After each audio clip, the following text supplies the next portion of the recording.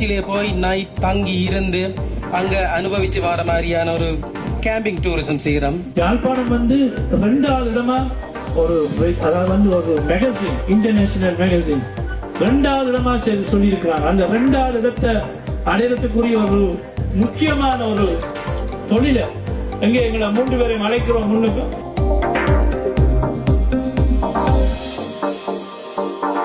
நாளை இந்த மண்ணினுடைய இந்த மக்களுடைய வாழ்வை இந்த நிலத்தில் நிறுத்தப் போகின்ற அல்லது இந்த நிலத்தில் நின்று உயர்த்தப் போகின்ற ஒரு முக்கியமான ஒரு நிகழ்வாக இந்த நிகழ்வும் இவர்களது முயற்சியும் இங்கே பதிவாகின்றது.